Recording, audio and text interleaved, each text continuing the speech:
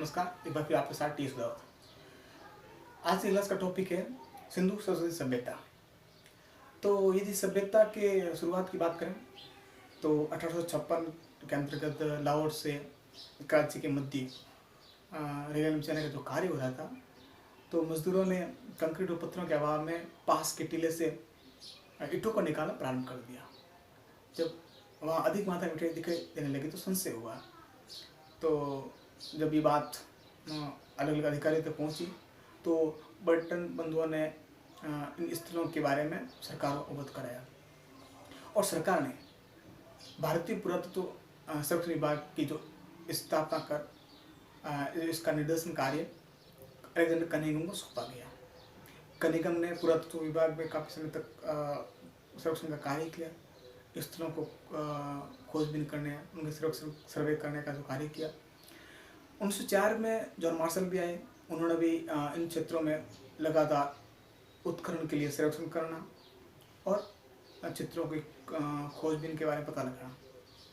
आखिर में भारतीय विद्वान पुरातत्व के जानकार ने खोजबीन जारी रखी और आखिरकार 1921 में जो रावी नदी का जो किनारा है उसके आसपास जो क्षेत्र थे वहाँ पर डॉक्टर दयाराम साहनी द्वारा प्रथम जो उत्खनन कार्य स्थल खोजा गया था, तो नाम दिया गया था हड़प्पा। इसी कारण इसका नाम भी हड़प्पा सभ्यता भी प्रारंभ है। फिर समय अंतराल जब 1922 में डॉक्टर दास बनर्जी ने मोहनजोदड़ो मुदो कटीला जो स्थल खोजा, तो ये स्थल जो था वो सिंधु नदी के किनारे था, तो इसको नाम दिया सिंधु घाटी सभ्यता। समय अंतराल जब इन स्थलों की जो खोजबीन जारी रही तो उत्खनन के अंतर्गत नए नए क्षेत्र खोजे गए और सिंधु नदी के बाहरी क्षेत्र भी थे। भारत का जो पश्चिमी भाग है जहाँ प्रारंभिक काल में जो सरस्वती नदी बहती थी उसके जो आसपास जैसे पंजाब, हरियाणा, राजस्थान और गुजरात का जो भूभाग है वहाँ पर भी अधिक मात्रा में और महत्वपूर्ण स्थल खोजे गए, तो इसको नाम दिया गया था सिंधु सरस्वती सभ्यता। तो इसी कारण का नाम पड़ा है सिंधु सरस्वती सभ्यता। अभी तक भारत, पाकिस्तान, अफगानिस्तान 3 देशों में, भारत में 917 स्थल, पाकिस्तान में 481 और अफगानिस्तान में 2 स्थल खोजे जा चुके हैं। अब सरस्वती नदी इसमें महत्वपूर्ण रही है क्योंकि इसका उल्लेख वेदों में मिलता है और वैदिक जीवन में लोगों का जो जीवन जीने का आधार भी रही है, लेकिन ये नदी वर्तमान में लुप्त है। ठीक है। इसके अलावा इसके बारे में जो जानकारी है वो हमें वैज्ञानिकों ने उपग्रह के माध्यम से जो जल चित्र खींचे हैं उन आधार पर कह सकते हैं ये नदी आज से हजारों साल पहले यहाँ जो बहती थी, आज जो भूमिगत कह सकते हो या धरातल के अंतर्गत ही रह गई है। तो ये सरस्वती नदी के बारे में उल्लेख है। फिर यदि हम बात करें सिंधु सरस्वती सभ्यता के स्थापत्य कला, निर्माण कार्य वगैरह बारे में, तो सबसे महत्वपूर्ण है वो है नगर नियोजन। नगर नियोजन को 2 भागों में बांटा गया था। गढ़ी का भाग कह सकते हो, मतलब दुर्ग, या आप कह सकते हो नगर। तो गढ़ी के भाग में शासक, मुख्य जो राज कर्मचारी है, सेना अधिकारी है, शासन व्यवस्था के लोग वो रहते हैं और नगर में आम जनता निवास करती है। फिर हम बात करें कि इस क्षेत्रों में समकोण सड़कें थी जो ईंटों द्वारा निर्मित बताई जाती है। और यदि बात करें घर और भवनों के बारे में, तो जो घर थे अलग अलग कक्षों में विद्यमान रहे हैं और उसमें शौचालय, स्नानागार है, पाठशालाओं के बारे में, कुओं के बारे में और आंगन के अवशेषों के भी रूप देखने को मिलते हैं। और जो जल निकासी का जो प्रबंध है वो सुव्यवस्थित रहा है और जल निकासी की जो नालियाँ थी वो किस प्रकार घर से नगर के बाहर तक विद्यमान रही है और उनको भी ईंटों से बनाया गया है। तो ये नगर नियोजन का एक महत्वपूर्ण भाग है। स्थापत्य कला में एक और आता है वो है विशाल स्नानागार। जो विशाल स्नानागार का जो है मोहनजोदड़ो उत्खनन से एक भवन मिला है उस आधार पर कह सकते हैं। तो ये भवन ईंटों का द्वारा निर्मित है और इसमें कुएं के अवशेष मिले हैं, छोटे छोटे स्नानागार मिले हैं और साथ में जो विशाल स्नानागार उसकी जो आकार, जो इसका स्थान दिया वो बताया हुआ है 39 × 23 × 8 फीट जो है क्षेत्रफल के हिसाब से देखने को मिलता रहा है। और इस स्नानागार को हो सकता है उन्होंने अपने धार्मिक कर्मकांड या रीति रिवाजों के अनुसार इसका उपयोग किया होगा। फिर दूसरा अगला जो स्थापत्य कला का जो एक रूप है वो है विशाल अनागार, जो हड़प्पा से मोहनजोदड़ो दोनों से मिले हैं। हड़प्पा जो स्थल मिला है उसकी जो आकार जो है 55x43 मीटर का है, और मोहनजोदड़ो से मिला है वो 45.71x15.23 मीटर का है। और ये रावी नदी के और मुख किए हुए हैं, मतलब जो विशाल अनागार अनाज को भंडारण करने का जो स्थान मिला है वो रावी नदी के दिशा में मुख किए बना हुआ मिला है। और ऐसे ही विशाल अनागार मेसोपोटामिया की सभ्यता में देखने को मिलते हैं। हो सकता है इस सभ्यता का प्रभाव उस सभ्यता तक पहुंचा होगा। फिर आता है विशाल जलाशय स्टेडियम के बारे में। यदि बात करें तो धोलावीरा से छोटे छोटे जलाशय और जो प्रमुख जलाशय है उसका जो आकार है वो 95x11x4 मीटर है, और इस विशाल जलाशय का जो निर्माण जल संग्रहण के लिए किया जाता था। धोलावीरा से ही मिला है विशाल स्टेडियम, जिसका आकार है 283x45 मीटर है, और दर्शकों को बैठने के लिए सोपान, मतलब जो कह सकते हैं व्यवस्था बैठने के लिए, और साथ में ये दुर्ग से जुड़ा हुआ है। स्टेडियम में जो दुर्ग से जुड़ा हुआ है, दुर्ग से स्टेडियम तक लोगों के पहुंचने के लिए व्यवस्था की है।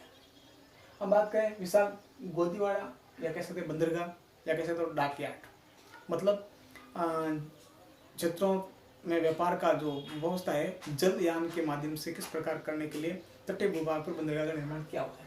तो लोथल जो स्थल है वो सबसे प्राचीन है, भोगा नदी के जो भाग किनारा है वहाँ यह अवस्थित है, और उसका आकार जो दिया है 214x36 मीटर, और साथ में 3.3 मीटर ये गहरा है, और इसकी जो दीवार में जो प्रवेश द्वार है वो 12 मीटर का है। तो इस प्रकार उन्होंने इस बंदरगाह का व्यापार के लिए इस्तेमाल किया होगा। फिर स्थापत्य कला के बाद इसमें किस प्रकार उन्होंने कलाकृतियों के बारे में, लिपि और विज्ञान के बारे में क्या अवशेष मिले उस आधार पर क्या जानकारी मिली है।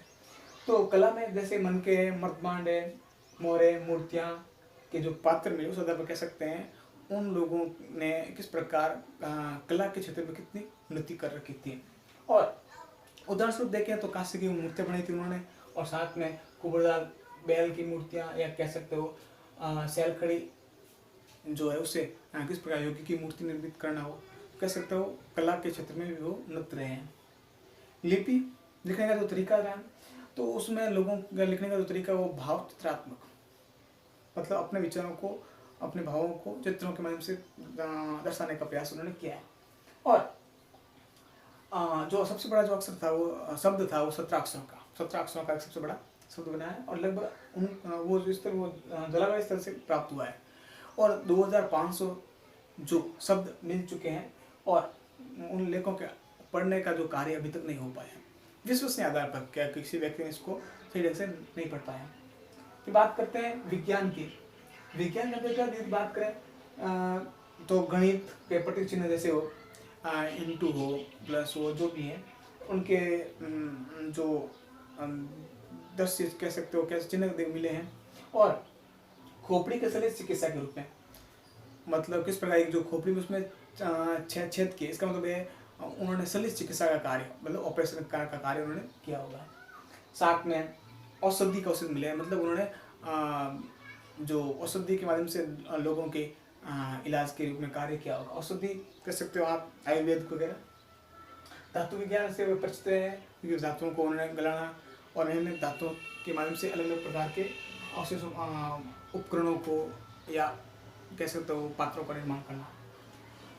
ये कह सकते हैं भट्टियों के अवशेष, मतलब धातु को गलाने के लिए उन्होंने अधिक से अधिक भट्टियों के जो अवशेष मिले सदा पर ये बात देखने को मिलती है।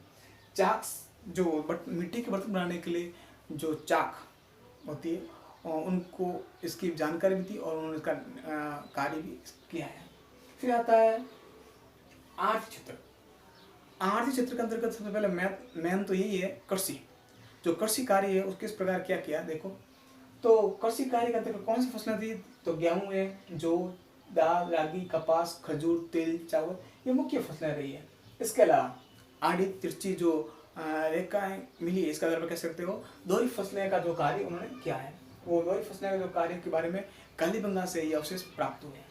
फिर बात करें फसलों को बोने के लिए उन्होंने लकड़ी के हल और हाशिए जो तांबे के थे, पत्थर के फलक वगैरह या लकड़ी के हत्थे से बने हुए अलग अलग प्रकार के औजार उपकरण उन्होंने फसलों को काटने ठीक के लिए रूप में काम लिया है। फिर आता है उद्योग। उद्योग में ताम्र उपकरण मतलब तांबे जो की जो धातु है उससे निर्मित इस प्रकार उन्होंने आरियां हो, तलवारें, चैनी, चाकू, भालागर, दर्पण इनका निर्माण किया और साथ उन्होंने कांस्य की मूर्तियां बनाना हो, बर्तन बनाना हो, किस प्रकार धातुओं के माध्यम से। और साथ में उन्होंने बर्तन बनाने की जो कला है उससे भी वाकिफ रहे हैं। और जो ये अवशेष आप देख सकते हो लोथल चौंदड़ू में कारखाना से मिले हैं। मतलब लोथल और चौंदड़ू में जो कारखाने हैं उस आधार कह सकते हैं उन्होंने इस प्रकार वहाँ पर उद्योग का कार्य किया होगा। और मन के आभूषण, वस्त्र बनाने या उनके निर्माण कार्य के भी अवशेष मिले इस आधार कह सकते हैं वो लोग इनके बारे में भी वाकिफ रहे हैं। यदि हम आगे बात करें व्यापार और वाणिज्य, तो व्यापार आंतरिक भी था और बाहरी भी था, मतलब अपने क्षेत्र से बाहर विदेशी व्यापार। तो तांबा गणेश्वर से, सोना मैसूर से, चांदी ईरान अफगानिस्तान से और मन के पत्थर जो गुजरात और महाराष्ट्र से आयात होते थे। और व्यापार के लिए वस्तु विनिमय था और मापतोल के बाट जो गोलाकार कह सकते हो या घनाकार विद्यमान रहे। व्यापार मेसोपोटामिया और फारस की खाड़ी बरन द्वीप तक विद्यमान रहा है। यदि हम आगे बात करें फिर सामाजिक जीवन के बारे में, सामाजिक जीवन के अंतर्गत जो मुख्य बात आती जो समाज था वो शासक वर्ग, सामान्य, कर्मचारी कह सकते हो या सभी वर्गों में बटा हुआ था। और परिवार जो था वो समाज की एक सबसे महत्वपूर्ण इकाई रहा है। और मन मूर्तियों के आधार पर स्त्रियों को अधिक मात्रा में मूर्तियां मिली उस आधार पर कह सकते हैं उस समय का जो समाज था वो मातृ शताब्दी समाज था। मतलब परिवार की समाज की जो मुख्यों में स्त्रियों को प्रधानता मिली हुई थी। यदि आगे बात करें वहाँ के लोग आभूषण प्रेमी भी रहे, आर्केड, संगीत, कला के क्षेत्र से भी वो वाकिफ रहे और उनके बारे में उनको जानकारी उससे आधार पर जानकारी मिलती है और उन्होंने उसका अपने जीवन उपयोग लिया होगा। फिर हम बात करें धार्मिक जीवन की उपलब्धियों के बारे में, तो किस प्रकार उन्होंने वृक्ष, जल, पशु पूजाएं उसके बारे में, मतलब प्रकृति के प्रति जल की पवित्रता के बारे में और माता देवी की उपासना के बारे में और पशुपतिनाथ मतलब किस प्रकार एक योगी की जो मुद्रा के रूप में अंकन किया गया है इस प्रकार उसके आसपास पशुओं के झुंड से घिरा हुआ उसको पशुपतिनाथ की कल्पना की गई है। और गणपति स्थल से एक पृथ्वी माता का रूप के रूप में जो एक किस प्रकार पौधे को इस मुद्रा के द्वारा अंकित करने का प्रयास किया गया, इसका मतलब है धरती को या पृथ्वी को माता के रूप में उन्होंने उसकी उपासना करने का कार्य किया है।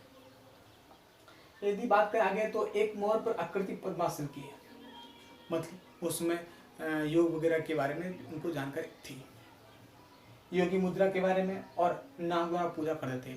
इस पर कह सकते हो उनकी जो उपासना का तौर तरीका आज ही के समान अलग अलग रूपों में विद्यमान रहा है। फिर बात करते हैं तप, योग और यज्ञ के बारे में, तो अग्निकुंड, अग्नि वेदिकाएं जो कि कालीबंगा से, बनावली से, राखीगढ़ से, नौतल से मिली है उस आधार पर कह सकते हैं कि उन लोगों ने यज्ञ हवन करने का कार्य किया होगा। और योगासन मुद्रा और उस समय उसमें अधिकतर पशुओं को किसी न किसी देवता का वाहन के रूप में पूजा करने का कार्य भी रहा है। अब राजनीतिक जीवन प्रशासनिक दृष्टि से देखें तो उस समय जो चार मुख्य नगर या कह सकते हो उस सभ्यता काल की व्यवस्थित राजधानी कह सकते हो, तो वो आप देख सकते हो हड़प्पा, मोहनजोदड़ो, कालीबंगा, लोथल वो रही है। और कुछ राजसत्ता के प्रमाण देखने को मिलते हैं, मतलब शासन व्यवस्था व्यवस्थित रही है। और कह सकते हो अस्त्र शस्त्र की जो मात्रा बहुत कम रही, इसका हम कह सकते हो ये सभ्यता शांति की सभ्यता रही है। सुव्यवस्थित नगर नियोजन का कार्य वहाँ देखने को मिलता है। और साथ में कह सकते हो राजनीतिक व्यवस्था के बारे में स्पष्ट जो जानकारी नहीं मिल पाती, कह नहीं सकते हैं कि कैसी राष्ट्रता थी, गणतंत्र था, क्या था, वो देखने को जानकारी हमें नहीं मिल पाती है। यहाँ के लोग अधिक जो लोग थे वो व्यापारिक कार्य में रुचि लेने वाले थे और उनका मुख्य उद्देश्य ये है अपने जीवन को शांतिपूर्ण ढंग से जीना। सिंधु सभ्यता जो है वो उसका प्रभाव विश्व के अन्य सभ्यताओं, रोम की हो, मिस्र की हो, ईरान की अन्य सभ्यताओं पर देखने को मिलता है, मेसोपोटामिया की हो। तो इस आधार पर कह सकते हो तो सिंधु सभ्यता विश्व की सबसे प्राचीन सभ्यता है। तो इसके बारे में आपने 11वीं क्लास में भी पहले अध्याय में अच्छी तरह अध्ययन किया होगा और इसको भी यहाँ विस्तारित रूप से देने का प्रयास किया गया है। कोई समस्या हो बताइए। धन्यवाद।